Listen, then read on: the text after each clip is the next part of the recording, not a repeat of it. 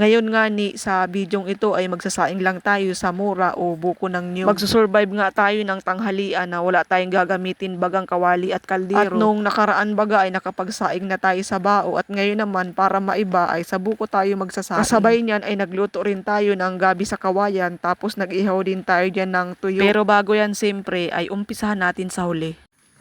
Kaya naman magandang araw mga guys, at sa video ngang ito ay magluluto tayo ng sinaing na gamit lang ay buko o mura baga ng nyug kung tawagin dito sa amin. At yung mura nga na pagsasaingan natin kung bagay dati na yung laglag. At titistingan natin dyan kung kaya bagang makaluto ng sinaing. At ating nga ning susubukan ngayon baga kung aasir. At bali nga ni yung sabaw niyan ay hindi ko na rin tinanggal, kung baga dinagdagan ko na lang yan ng tubig. At ang magsisilbing takip nga niyan ito bagang mata na tinanggal natin kanina. At basta baga madiskarte ka ang ay makakapagluto ka ng sinaing kahit baga walang kaldero dyan. At habang nakasala nga ang ating sinaing at iniintay na maluto ay naghanda na rin tayo dito ng ating gugulayin. At nung nakaraan nga ni ay nakapagluto na baga tayo ng bulanglang o talbos ng gabi, at ngayon naman nga ni ang lulutuin natin ito bagang matanda ng dahon. Lagi lang baga kung tawagin. At ang kinuha natin sa laan dyan ang ating gata ay ito bagang dahon ng pakunggubat. At mahirap pa nga ni bagang salain yan at yung ibang gata ay nagwawasak. Matapos natin malagay itong gata sa kawayan, itong mga pampalasa ay nilagay na. Asin, bitsin, bawang, sibuyas ang dala lang natin dyan bagang sangkap. At sa totoo lamang baga itong dahon ng gabi na lagi lang na ay masarap baga yung tinutuyo. Tapos gagataan at lalagyan mo yun ng maraming sili para baga may anghang. Pero ngayon baga sa bidyong ito ang lulutuin nating gabi ay yung bagong kuha laang na dahon. At matapos nga ng ilang minuto na nakasalang ang ating kawayan ay talagang nagkulo na rin ang gata at naluto na ang sibuyas at bawang. Kasabay niyan ay nilagay na rin natin itong dahon baga ng gabi na hinimay natin kanina. At yung sinainga natin kanina sa buko ng nyug ay tinabi na muna natin. At habang baga tayo dito ay nagluluto ng ating gulay na dahon ng gabi. At habang nagluluto nga pala ako dito, ang ulan ay padating-dating. Kaya naman ang apoy natin dyan baga ay papaling-paling. Pero ganun pa man ay nakapagluto pa rin tayo dyan ng ating tanghalian. At matapos nga ng ilang minutong nakasalang yan ang ating gulay na dahon ng gabi ay malambot na. At yan ay talagang nagkuluan na rin ng ilang minuto. At pagayan bagang gulay na ginataan dahon ng gabi ay masarap talaga yan itong may inihaw bagang tuyo. Dito nga ay meron tayong dalang ilang piraso bagang sapsa at yan ay inihaw na. At dito na nga lang din tayo nag-ihaw sa ating pinaglulutuan ng gulay. At matapos nga natin dyan makaihaw ng tuyo ang ating gulay na gabi ay inahon na. At dito na lang tayo nagpwesto ng pagkakainan sa gilid baga ng sapa. At yung sinaing natin dyan sa mura ng nyug ay nilagay na. Sa pagkasaing naman baga talaga ay maayos at hindi naman nahilaw. Itong tuyo na inihaw natin dyan ay nilagay na. Sa pagkakainan naman nga ni ay kumuha na lang tayo dyan ng dahon sa paligid. At tara mga guys, sabayan nyo kung kumain. Ingat to kayo palagi at bukas na lang ulit.